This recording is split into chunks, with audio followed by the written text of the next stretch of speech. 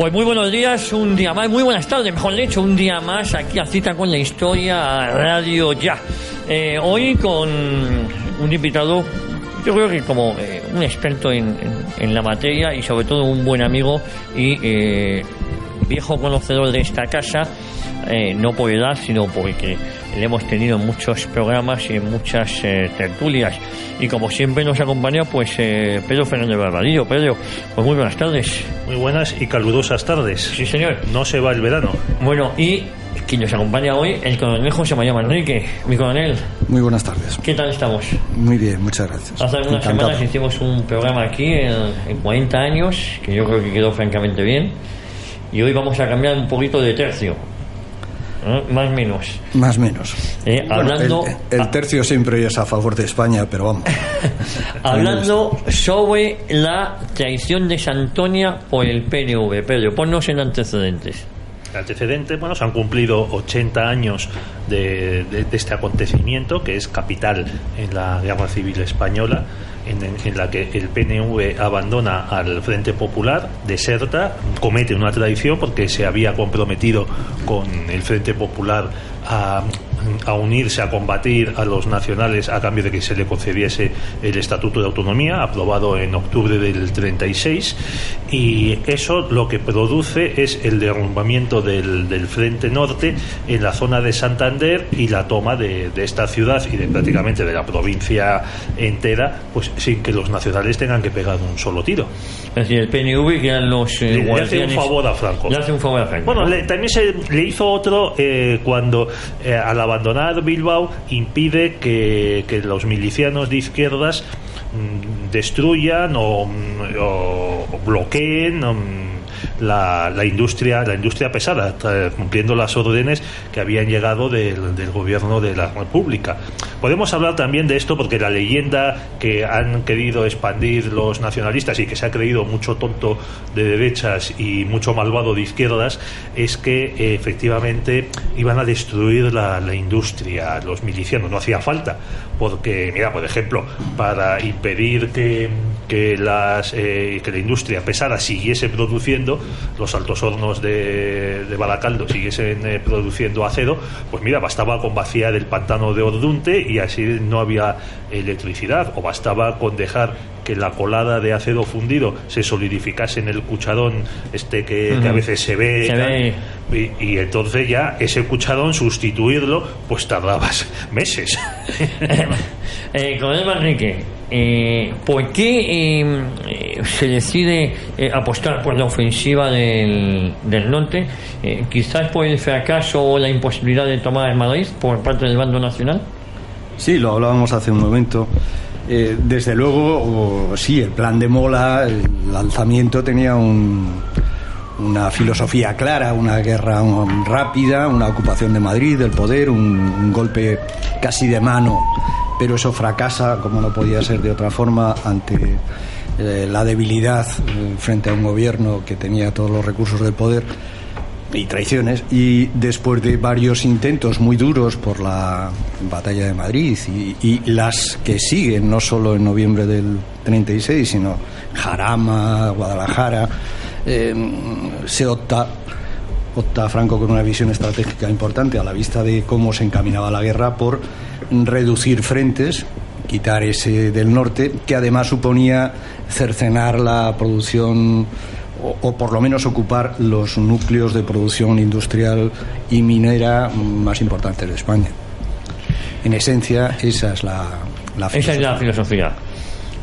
Pedro. Yo creo que hay que ponerse primero en situación. Vamos a ver, el PNV, al que ya conocen nuestros oyentes, pues es un partido que, como le pasa a todo nacionalista antiespañol de derechas, pues está con la izquierda o con la derecha española según le convenga, y a veces hay que reconocer que le ha funcionado muy bien este truco. Esto ya lo hicieron en los años 30.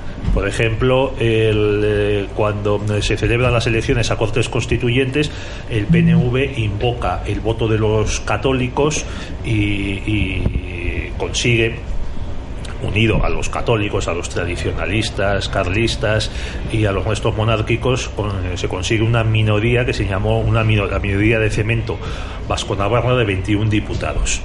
Después se va descolgando y trata se produce el proyecto del Estatuto de Estella con la colaboración de los siempre despistados carlistas. Y después se va descolgando porque ve que la derecha no quiere concederle el estatuto y entonces se acerca a la izquierda. La izquierda con ellos, aunque como había dicho Prieto, el proyecto del estatuto que presentaba el PNV habría creado un Gibraltar vaticanista en el País Vasco y en Navarra, pues la izquierda empieza a sentirse muy a gusto con los nacionalistas, pese a su carácter oligárquico, señoritil, burguesote, porque claro, eran una cuña contra la otra derecha. Pero, a ver si sabes lo que estamos escuchando ahora, ¿eh? Y ahora me vas a decir el motivo de por qué estamos escuchando esto.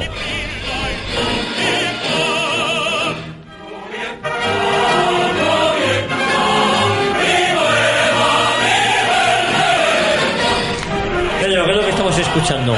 Pues estábamos escuchando Giovenecha, que es el himno de los fascistas italianos, Juventud. ¿Y por qué estamos escuchando este himno? Pues ya que hablamos del Pacto de Santoña, pues porque el PNV, con tal de no rendirse a sus detestados españoles, negoció con los fascistas italianos.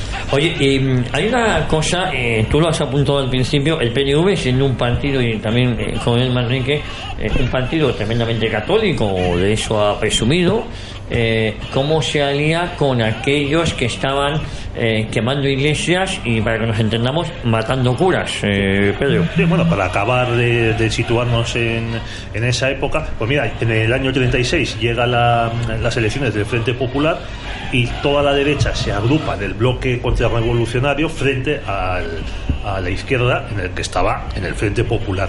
El PNV en el País Vasco se niega a asociarse con la derecha, pese a que se lo pide el propio Vaticano.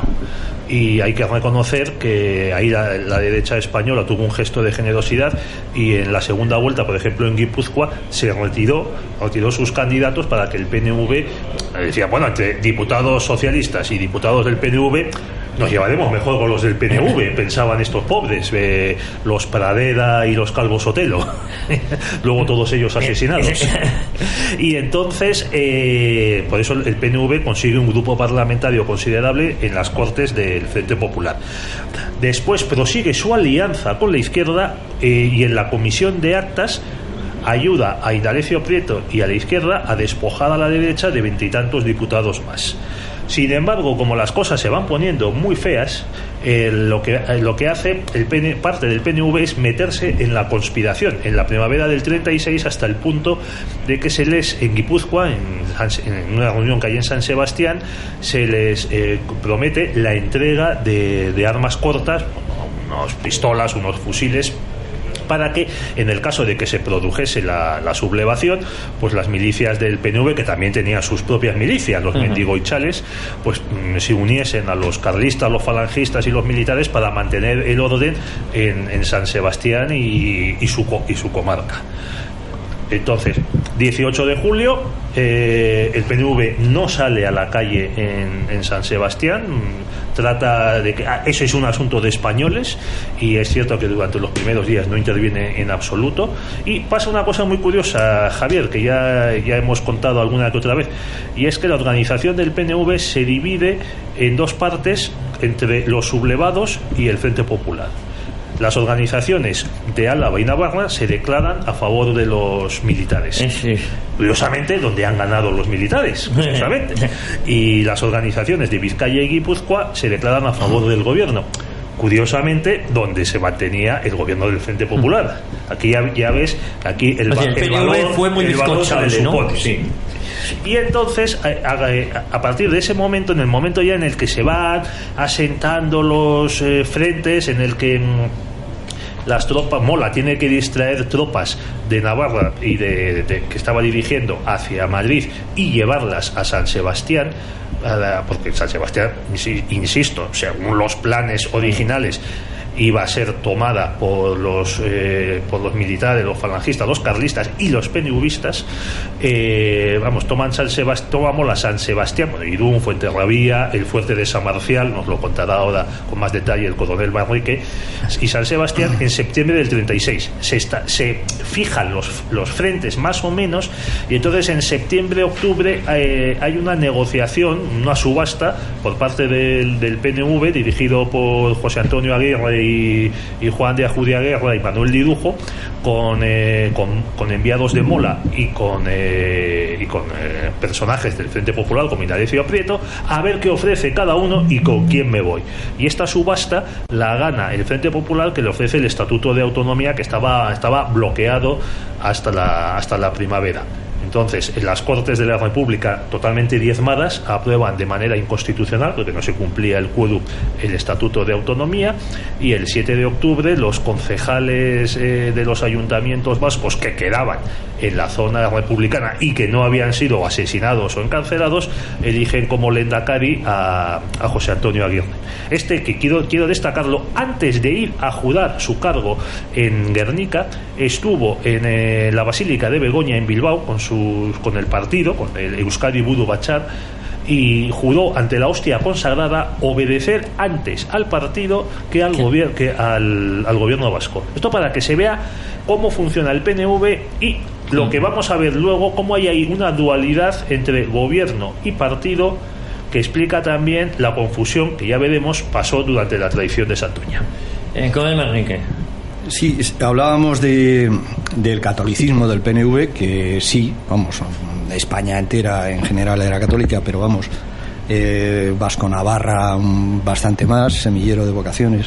Pero el PNV yo creo que sobre todo es un partido de la derechona, es un capitalismo además muy influido por los intereses ingleses, la gran industria pesada, la proximidad a Inglaterra, la labor de Zappa de los sajones, había configurado un separatismo, y el PNV es separatista desde el origen, que es fundamentalmente capitalista. Le interesa el mirarse el ombligo, no le preocupa tanto el catolicismo como el ser su negocio, su patria chica,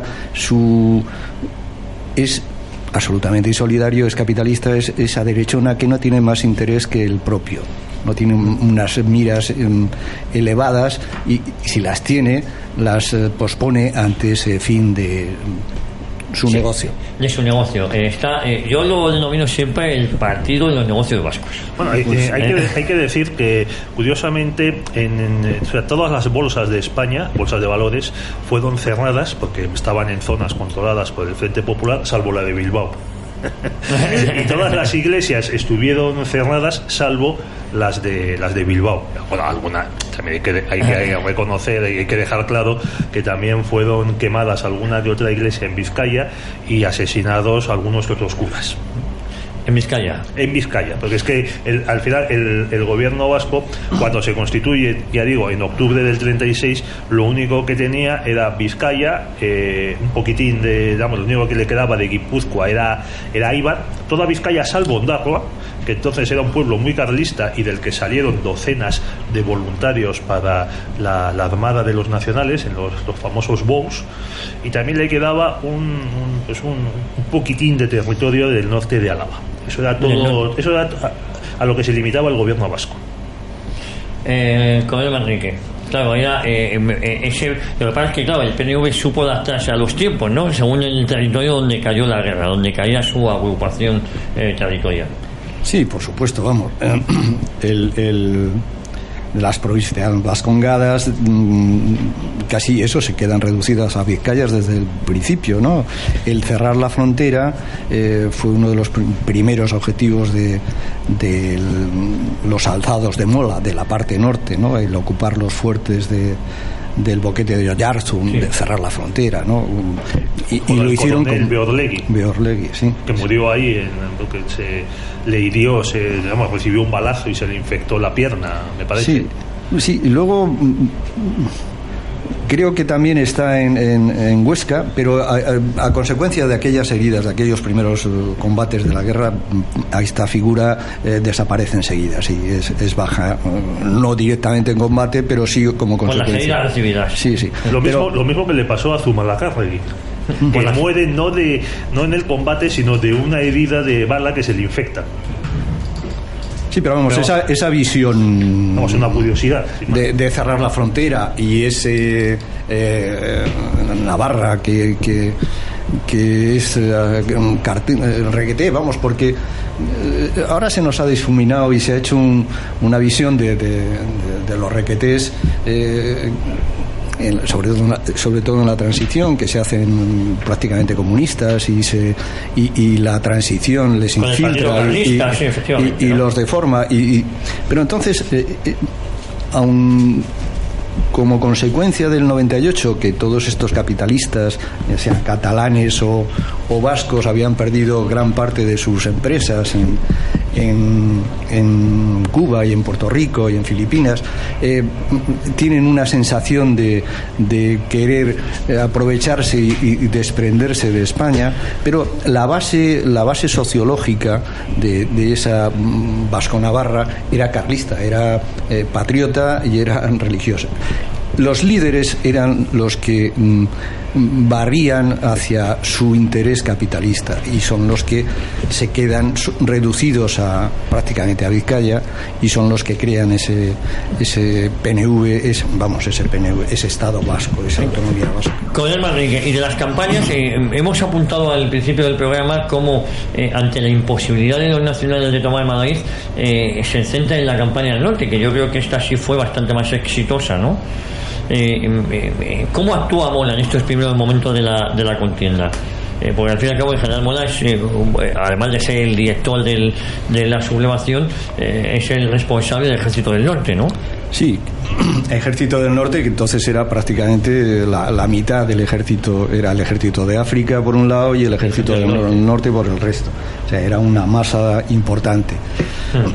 Actúa con bastante visión, pero vamos, sobre todo la visión es la de Franco. Franco es el que bascula el esfuerzo a cerrar ese enemigo a la espalda que estaba, ese norte que además recibía muchas ayudas vía marítima protegidas por la Royal Navy.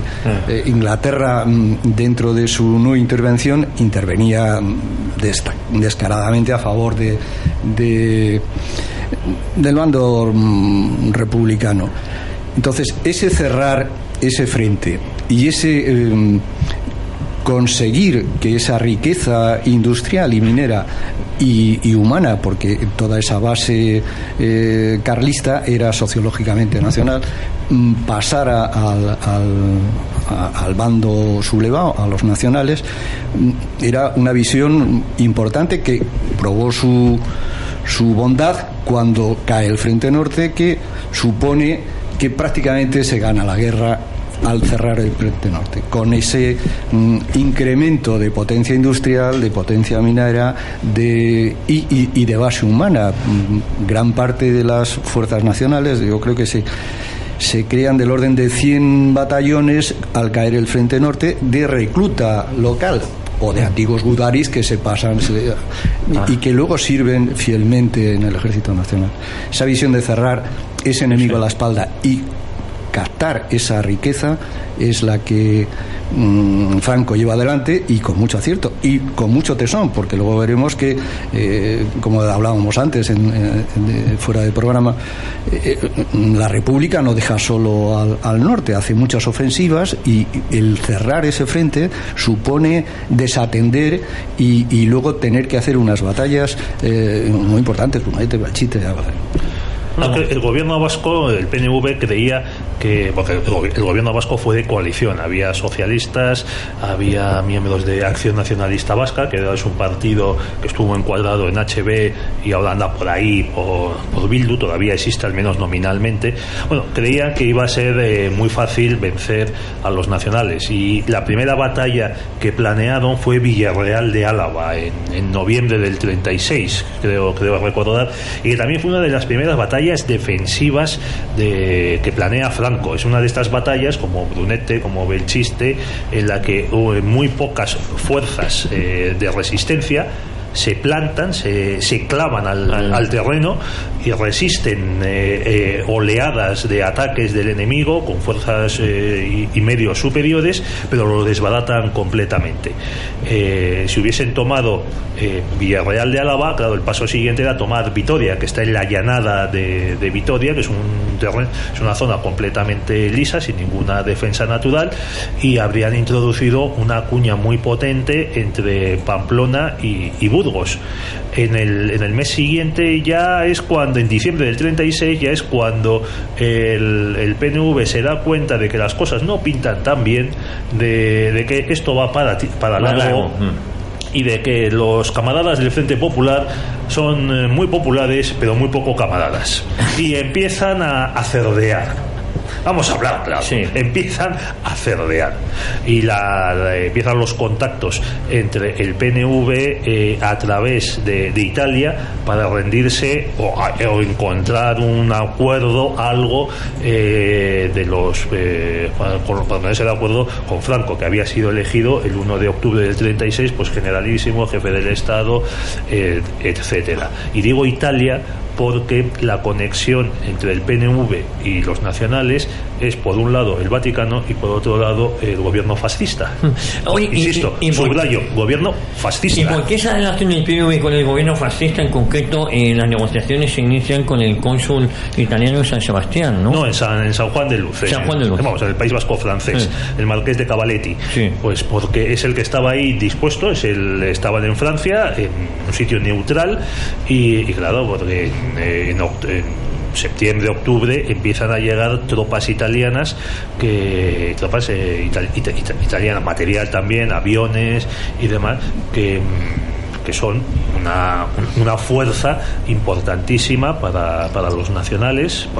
Claro, la guerra civil española se convierte en un enfrentamiento entre los distintos poderes, no solo por un lado los alemanes y los italianos, por otro lado los soviéticos de Stalin, también meten un poquitín la patita los franceses, y como ha mencionado el coronel Manrique, pues los británicos violando el embargo que habían decretado los nacionales sobre las costas del Cantábrico. Entonces los italianos, los fascistas italianos, he dicho ya lo de que eran fascistas. Sí, lo has dejado muy claro, ¿eh? Entonces los fascistas italianos, pues tenían un poco, pues como los del PNV, pues gente muy dicharachera, que le gusta mucho desfilar, muy amiguetes, y muy de vamos a sentarnos y a ponernos esto de acuerdo, pues tú comes merluza al pilpil y yo como espaguetis y demás. Bueno, tonterías aparte, pues claro, ellos creían en el PNV que ya que los sublevados estaban tan enfadados ciertamente con ellos, pues a través de los italianos, que eran un tercero de buena fe, como decía el código mercantil que estudiamos nosotros, la diligencia del buen padre de familia, y se podía obtener un mejor trato. Y entonces las conversaciones, ya digo, empiezan en diciembre y se van acelerando, sobre todo a partir del bombardeo de Guernica. El 31 de marzo Mola había empezado la ofensiva sobre Bilbao, ¿no? Sí, sobre Bilbao, partiendo de Guipúzcoa, con un bombardeo durísimo sobre Durango, que mata, a 200, casi 300 personas, porque una de las bombas cae sobre una iglesia que estaba llena. Y además el bombardeo había sido realizado por aviones italianos íntegramente, así como el de Guernica. Los italianos solo hicieron una pasada y luego todo lo demás fue obra de los alemanes, de la Legión Cóndor. Pues en el caso de Durango es distinto. Entonces, tanto Durango como Guernica asusta mucho al PNV, al gobierno vasco, y por otro lado ven que se está avanzando, que no consiguen pararlos. También habían empezado a hacer una obra descomunal, el cinturón de hierro, que luego resultó absolutamente inútil, entre otros motivos, porque uno de sus ingenieros se pasó al otro bando. Un ingeniero militar, Goicoechea, se pasó al otro bando. El del Talgo. Efectivamente. El del Talgo, con el Manrique. Era el Goicoechea, sí, luego luego en posguerra saca adelante ese proyecto de velocidad, entre comillas, de la época, tal, de AVE de la época, sí, que debería haber sido el de la nuestra también. ¿Y cuál fue el plan de la ofensiva del norte? ¿Cuál era el objetivo final de esta ofensiva del norte? Además de, supongo, de tomar Bilbao y las principales capitales. Sí, hemos hablado de ello. Era, por un lado, el reducir. Se había llegado a una fase, se había demostrado que el golpe inicial de Mola, el plan inicial de ocupar rápidamente Madrid, las capitanías generales y cercenar el gobierno de la República, eso era imposible. Estábamos incursos en una guerra convencional importante, con ayudas internacionales por los dos lados, con auténticos ejércitos en ambos lados, y ya no era una lucha de un golpe de Estado, sino de una guerra. No eran ya milicias. Eran tropas regulares, ¿no? Por las dos partes, tanto el Ejército Nacional, que se nutre de las unidades pocas que tiene inicialmente, del Ejército de África, pero eran unidades desestructuradas. Poco a poco los dos bandos, el de la República es el ejemplo más claro, que llega a suprimir en los primeros momentos del alzamiento el ejército para supuestamente quitarle la fuerza a los nacionales, suprime el ejército, luego lo recrea sobre la base de las brigadas mixtas, luego esas brigadas mixtas, una estructura orgánica bastante bien pensada, agrupadas en divisiones y en cuerpos de ejército. Ya los dos bandos tienen unos ejércitos importantes y bastante bien dotados, además de las ayudas extranjeras que por los dos bandos refuerzan. Entonces, esa guerra larga, esa guerra campal, no se puede resolver en atacar Madrid dejando a la espalda el frente norte con una base industrial y humana importante. Entonces, ese era el motivo. Eso supone una reducción de frentes importantes, una negar al enemigo unos medios importantes y, efectivamente, cuando se consigue, se desequilibra absolutamente la guerra y prácticamente se da ya por ganada. Incluso Azaña, antes de eso, pero ya ve que al no haber triunfado la represión del alzamiento en los primeros meses, esa guerra está siendo perdida y la propia revolución, que está inmersa en el gobierno de la República, ha cercenado las posibilidades que tenía, aunque se está recreando un ejército popular de base marxista con comisarios políticos y tal, pero se está creando de la nada. Esa inercia, esa desventaja les acelera a Azaña que van a perder la guerra porque los otros están preparados y van a más. Hablando de aviones, por ejemplo, en la República estaba lo que era conocido como la Gloriosa. El bando nacional recibió apoyo logístico y material tanto de Alemania como de Italia, ¿no? Pero el bando republicano, por parte de los aviones soviéticos, que al parecer eran bastante mejores que los alemanes y los italianos, ¿no? El avión soviético. Sí, bueno, antes Francia se volcó con todo lo que pudo. Antes, durante los primeros meses, la aviación francesa, los medios franceses fueron muy importantes y fueron los que determinaron de alguna forma que el bando nacional pidiera ayuda afuera y vinieron los italianos y los alemanes. O sea, y en cuanto al armamento, desde luego el armamento soviético era en carros de combate, en blindados y en aviones, pues punteros en el mundo.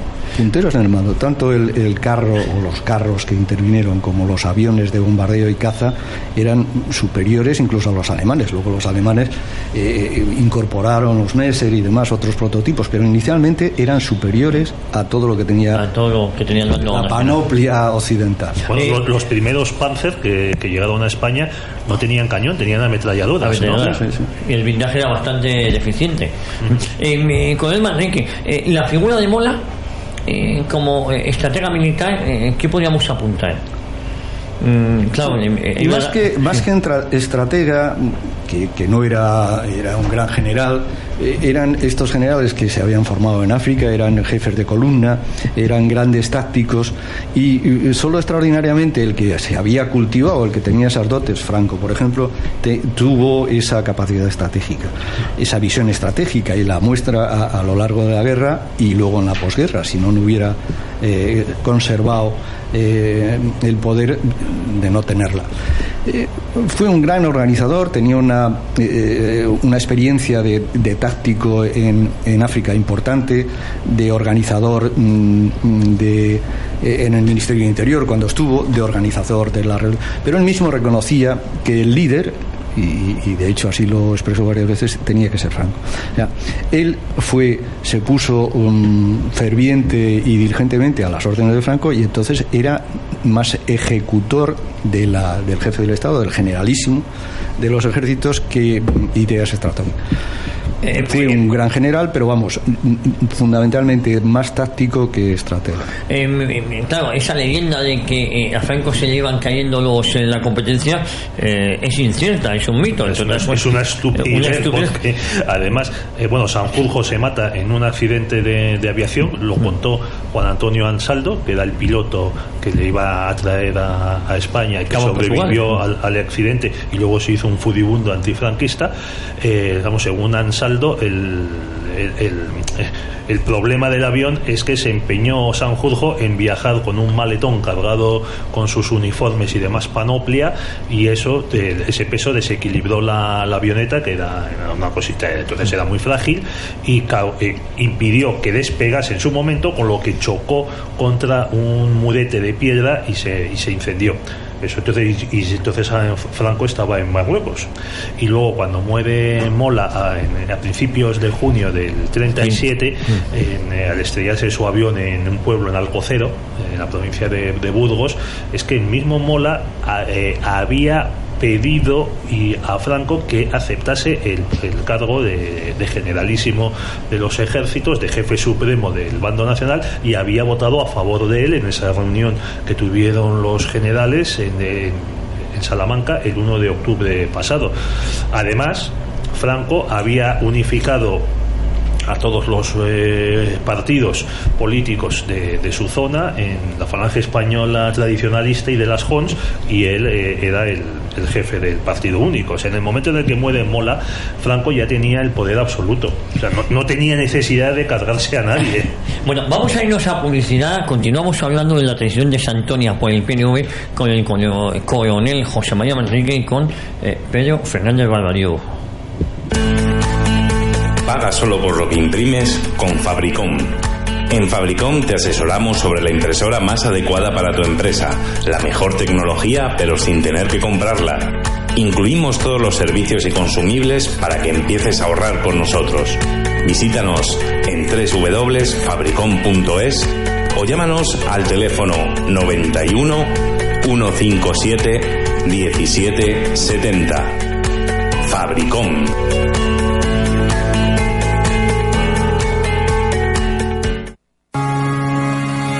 ¿Quieres jugar al golf y ser socio de un club de golf? Es el momento. Llámanos al 91 630 0820. Ven al nuevo Club de Golf de Madrid, en Las Matas. www.ncgm.es. Nuevo Club de Golf de Madrid. Conoce nuestras instalaciones y nuestra escuela. Organizamos tu torneo con las mejores ofertas. Tienes toda la información y las tarifas en nuestra web www.ncgm.es o llámanos al 91 630 0820. Nuevo Club de Golf de Madrid. Mucho más que golf.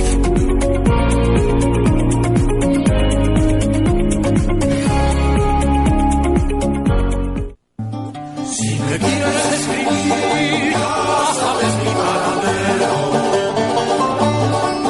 Si me quieres escribir, ya sabes mi paradero. En el frente de Gandesa, primera línea de fuego. En el frente de Gandesa, primera línea de fuego. A ver, Pedro, ¿qué estamos escuchando? Si me quieres escribir, esta es una canción republicana, ¿no? Sí, porque a fin de cuentas era una de las canciones que cantaban los milicianos del Ejército del Norte. Que el Ejército del Norte era un caos, bueno, como todo el ejército republicano, porque cada partido, cada milicia, cada sindicato tenía su grupito, su bandera, su unidad, su cartelería. Y también pasa una cosa muy curiosa en el frente norte, sobre todo cuando se pierde Vizcaya, y es que Asturias y Santander empiezan a emitir moneda propia, lo que contribuye a que la peseta republicana pierda cada vez más valor y no valga absolutamente nada. Uno de los para tratar de solucionar esto, el gobierno de Madrid, que estaba en Valencia, ya nombra al general Gámir para unificarlo. No lo consigue porque además José Antonio Aguirre se había arrogado, violando el estatuto, esto no suena, la competencia militar máxima. Con el Manrique, la figura de García Baliño sustituye, si no me equivoco, a Mola cuando fallece en el trágico accidente de avión. Sí, era su jefe de Estado Mayor y es encargado del Ejército del Norte. Bueno, ese Ejército del Norte que en ese momento se divide en dos. Y el Ejército del Norte en sí, el que hace la campaña del Norte, lo manda García Baliño y a base de las brigadas navarras, o sea, prácticamente de la nada, crea esas grandes brigadas que luego se convierten en divisiones de choque, como decían entonces, porque están en todos los fregados y alcanzan una veteranía y una maestría importante, y van haciendo una guerra en inferioridad de condiciones, como decíamos antes, siempre, aunque no se haya dicho, aunque no se reconozca, numéricamente los combatientes nacionales en el norte eran inferiores a los republicanos. En armamento pesado, en artillería, estaban prácticamente a la par, y en aviación había una ligera desventaja, una ventaja a favor del bando nacional. Sí. Pero eso es no es porque la República no tuviera medios, sino porque la República no los apoya o no los vuelve ahí. Pero vamos, esa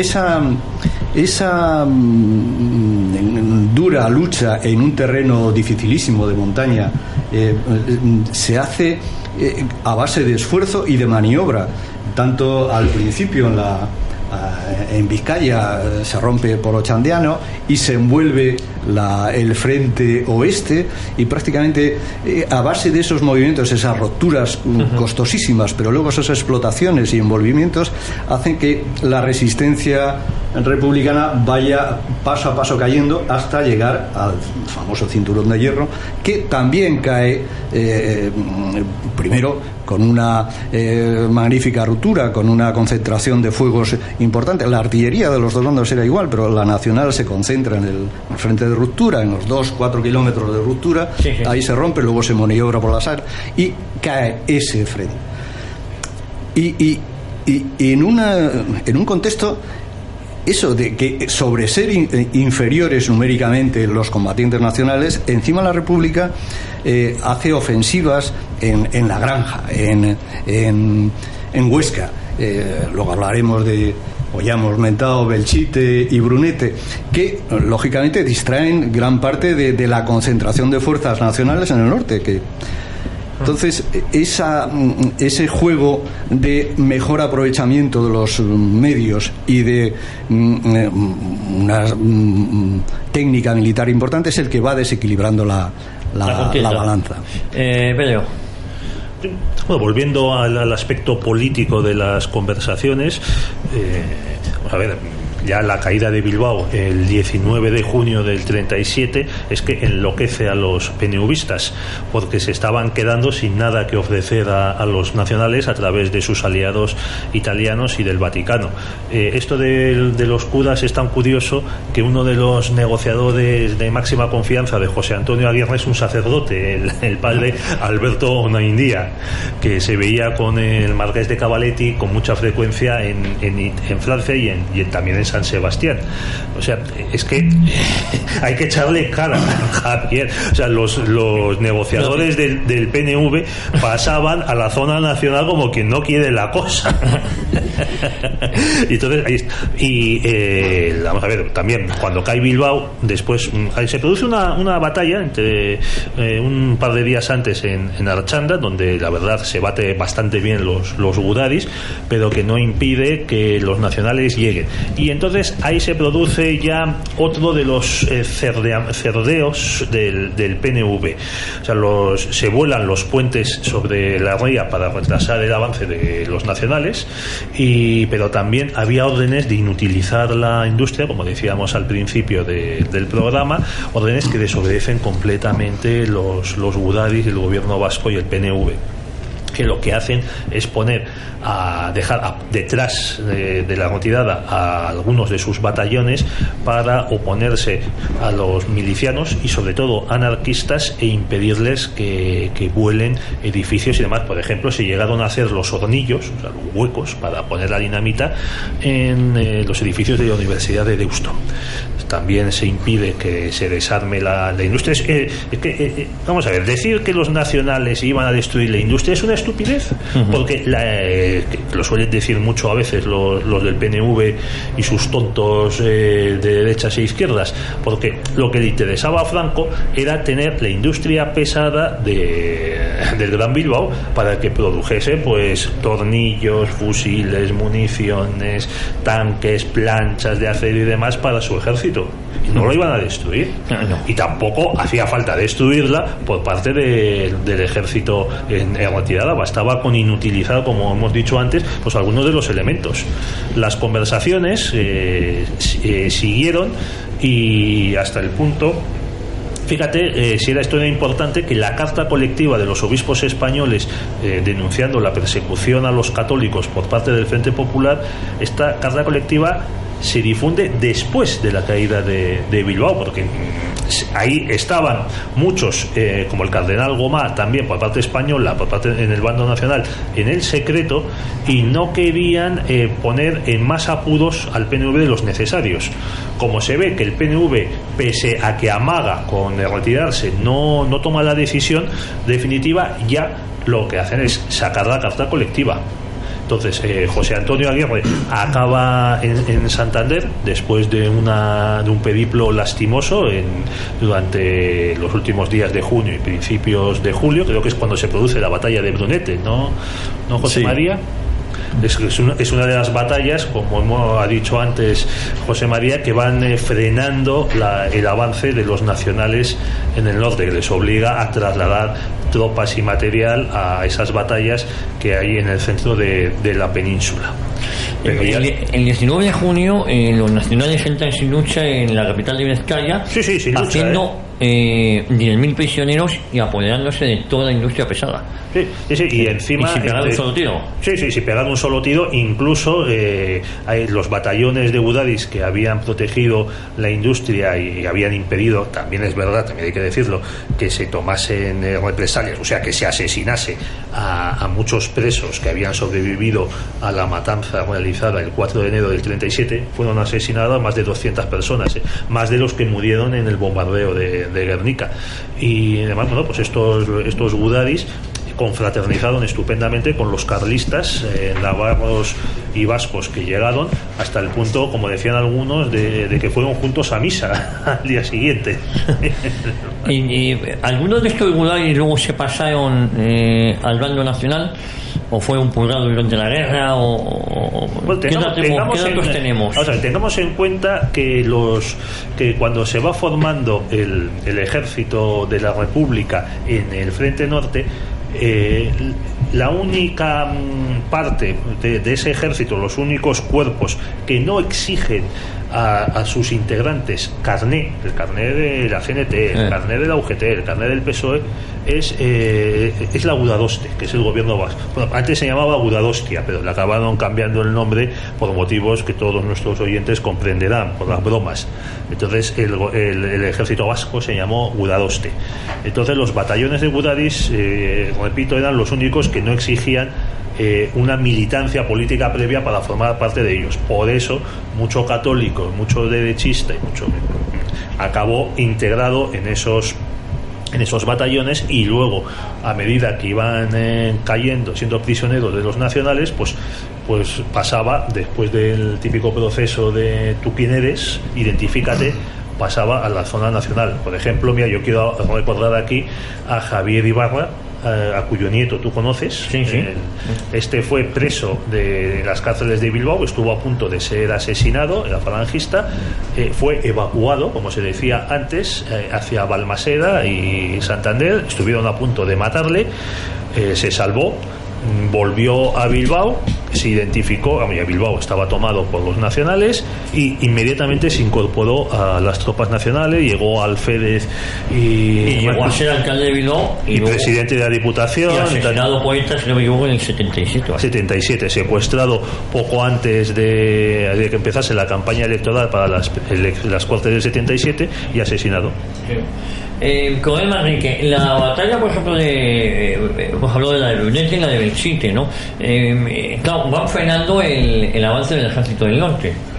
Sí, hay varias batallas más. Hemos dicho, la primera es la de La Granja, importante, casi se toma Segovia, luego está Perdón, coronel, esa es la batalla que aparece en Por quién doblan las campanas. Sí. De Ernest Hemingway. Pero hay, además de Belchite y Brunete, que esas ya están en Santander, ya ha caído Bilbao que cae no sin pegar un tiro. La ruptura del frente es una ruptura importante, es una batalla de ruptura. La física, pero antes, pero sí, luego, una vez hecha la ruptura, la retirada es absoluta, vamos. Es desbandada. Sí, pero Bilbao no fue Badajoz, hay que decirlo también, ¿eh? Como Barcelona no fue Madrid. Pero no solo eso, hay otros episodios. Hay dos episodios curiosísimos. Las dos acciones únicas de guerra no convencional se producen en el frente norte. Hay antes, durante la batalla por Vizcaya, hay un episodio de guerra biológica. Pasan dos franceses inoculados con una enfermedad, con la idea de que se produzca una epidemia. Esos franceses son detectados, se descubre y se les fusila. Pero vamos, el primer y prácticamente y único episodio de guerra biológica se produce entonces. Y también de guerra química, una vez que cae el frente, el cinturón de hierro, y se abandona Bilbao, ya en la batalla de Santander, en el episodio siguiente, la artillería republicana durante 4 o 5 días dispara proyectiles de gases procedentes de la Primera Guerra Mundial. Con bajas, con el consiguiente follón, incluso con intervención internacional. Y bueno, queda el episodio en eso porque Franco, claro, ese episodio que podía haber producido una reacción en cadena, un ataque con gases. Estamos muy cerca de la Primera Guerra Mundial, de las batallas de guerra química, los dos bandos estaban armados, pero este episodio, cerca del cual está el que luego sería Mariscal Voronov, y que dice, no, ha sido un error. ¿Fue un error o no? ¿O fue una provocación, como se escribió en alguna nota informativa, que se buscaba, que el gobierno de Madrid buscaba que los nacionales reaccionaran a esa provocación con otro ataque químico, y que la opinión pública internacional se volcara? Lo que estamos viendo en Siria es provocar un incidente. O sea, hubo muchos intentos fuera del teatro de operaciones y en el propio teatro de operaciones por parte de la República de frenar ese avance. Hubo, además de la dificultad del terreno y de la dificultad de ese enemigo, que era numéricamente más importante que el atacante, había múltiples episodios de estos que frenaron de forma importante la maniobra nacional. Bueno, es que aprovechando el parón de Brunete y que parte de, vamos, José Antonio Aguirre se encuentra refugiado en Santander, donde por cierto ve cómo se producen sacas por parte de los milicianos de izquierdas, pues Juan Ajudiaguerra, que era el presidente del Bizkai Buru Batzar, o sea, la organización vizcaína del PNV, era el que llevaba las conversaciones y la redobla cuanto antes para ver cómo pueden salir, y para eso emplea a este citado Alberto Noindía, además al que llegan también a enviar a Roma para que se vea con miembros del gobierno italiano, el conde Chano, gente así, y con miembros de la curia vaticana, a ver qué se puede hacer.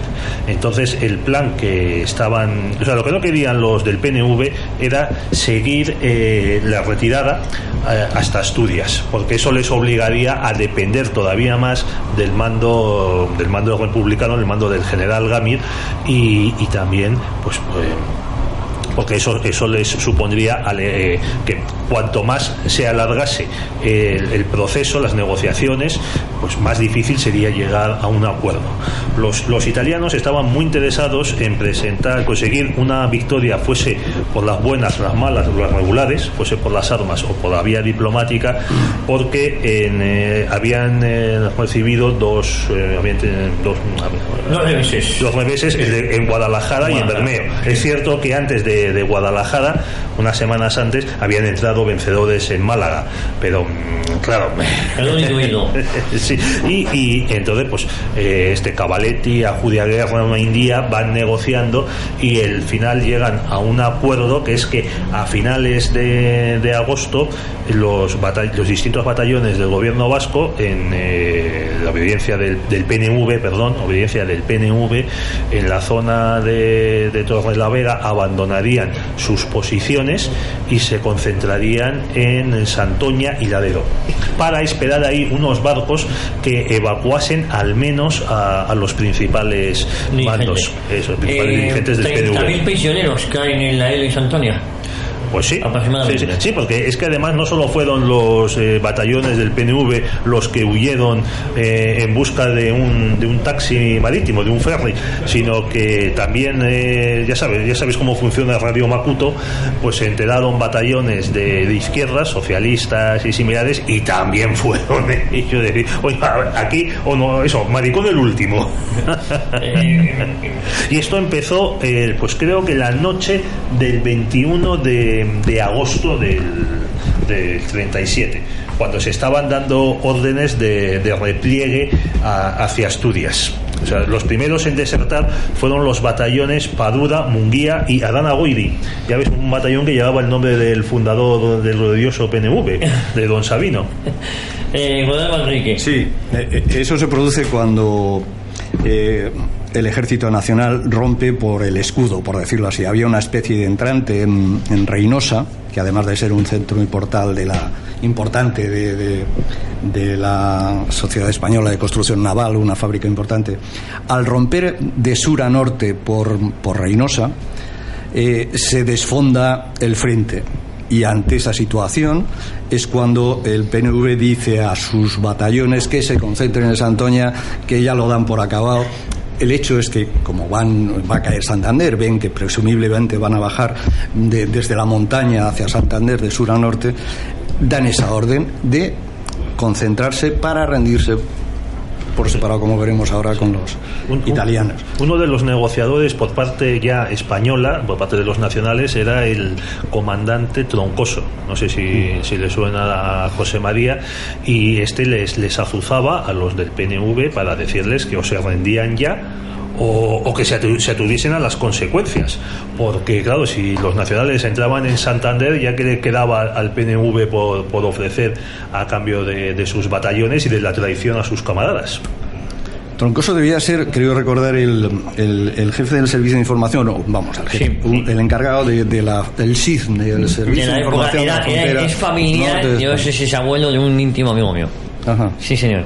Sí, es el que maneja, el que está detrás de estos perseguir a los infiltrados con guerra biológica. Es un hombre importante que está manejando esa guerra de informativa por detrás. No, y además, como todo esto ya se estaba sabiendo entre los batallones del PNV, pues claro, estaban totalmente desmoralizados. Dice, ¿para qué vamos a jugarnos el pellejo ahora? Y eso, que es que el ejército de Euskadi era independiente, no era parte del ejército popular de la República. Lo había segregado, no se había integrado, era absolutamente independiente. Era una locura, de las muchas que facilitaron el que perdieran la guerra. Con el Manrique, claro, a pesar de que el bando republicano estaba mejor armado, en mejores tropas sobre el papel, pero los mandos quizás no eran los más adecuados, ¿no? Y había esa disgregación de Hombre, había tropas, sobre todo una visión política, una obediencia política, sobre todo en el norte. La militarización del ejército, la profesionalización del ejército es posterior. En la zona centro, en el resto de España, se ven en la necesidad, y el gobierno central de la República impone mal que bien a los partidos el que hagan brigadas mixtas, los encuadre y tal. En el norte no, pero sobre todo el vasco es independiente, y el Lehendakari se pone de jefe.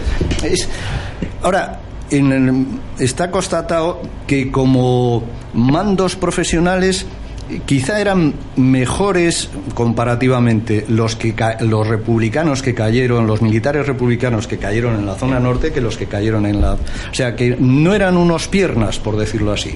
Lo que es que estaban muy atados por la organización y por la política local de cada uno de aquellos reinos taifas. No, y es que cuando Largo Caballero instaura el comisariado político, también los batallones del PNV tienen sus comisarios políticos. Es otra muestra de la injerencia política en la guerra que tanto daño hizo al ejército popular.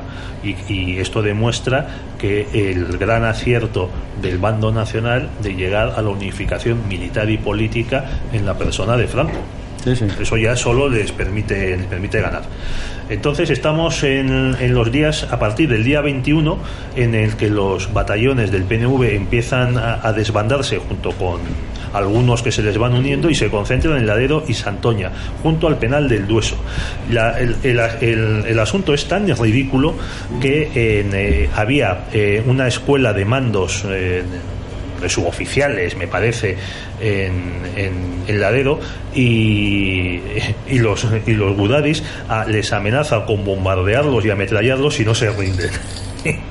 Querían tener totalmente despejado el puerto para embarcar. Les había dicho el gobierno vasco que iban a recibir pues unos 10 buques fletados en Francia y en Gran Bretaña para trasladarles a los principales de ellos al extranjero, pero no llegaron más que 2, y encima llegaron mal, no podían subir al barco, subieron algunos, pero se presentaron tropas del bando nacional, les hicieron bajar. O sea, fue un auténtico desmadre la situación. Incluso hay un momento en el que se proclama la República Vasca en Santoña. Santoña es que es el Gibraltar del norte. Eso es un peñón que los franceses en la guerra de independencia pensaron en quedarse como Gibraltar. O sea, es un enclave adecuado para mantener una resistencia y negociar o tal. Y de hecho negociaron.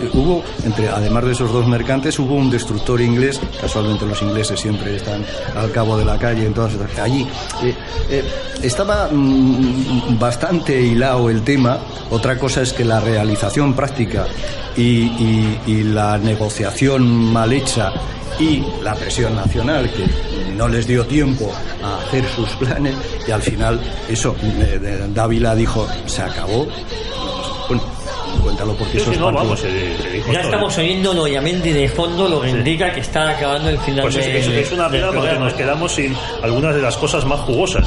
Yo quiero rendir homenaje a Juan de Ajuriaguerra, porque estando a salvo en Francia aceptó volver primero a Santander y luego a Santoña para compartir la suerte de los que él había persuadido para que se rendiesen. Fue condenado a muerte, pero fue una de estas condenas del franquismo. En el año 43 ya estaba libre. Las que hubo, eso es, que condenado a muerte, luego cadena perpetua, y a los 3 años estaba en casa. También hay que decir que el asunto era tan vergonzoso para el PNV que se le dio orden a Alberto Naindía de que no escribiese nada sobre ello. y obedeció la orden hasta que ya se cansó, y en el año 83 sacó un libro que se tituló El Pacto de Santoña, y que ya reproduce los documentos que él tenía y demás. Pero claro, o sea, el propio PNV quería ocultar este asunto a sus camaradas. Pero muy rápidamente, ¿algún libro que recomiende sobre el asunto de Santoña, sobre la traición del PNV de Santoña? Pues el pacto traición a la República, sí, y favor a Franco. Y favor a Franco. Pues el Pacto de Santoña de Juan Cándano, que de la Esfera de los Libros del año 2006, que está muy bien. Vamos, lo único reprochable es que tiene pues los tics de la izquierda, que está continuamente hablando de fascismo y de lucha por la democracia y de aliados y demás. Y hay tiempo para que diga algo sobre lo que contó John Juaristi sobre Santoña. 10 segundos. Yo creo que para el PNV fue una suerte que Franco ganara la guerra. La victoria de la República habría sido desastrosa para los nacionalistas. Para empezar, los que se rindieron en Santoña habrían sido fusilados por traidores. Es cierto que los franquistas fusilaron a unos cuantos, pero si llegan a ganar los otros, no hubiera quedado un Gudari para contarlo. Pues claro que es la última frase. Con el Manrique, como siempre, es un placer verle por aquí. Le vemos más a menudo por ahí por Radio Ya, yo es mediante. Muchas gracias. Pedro. Pues nos despedimos con el Odiamendi. Y la próxima semana, más y mejor, aquí en Cita con la Historia en Radio Ya. Adiós. Prometemos volver, Dios mediante, la próxima semana aquí en Radio Ya.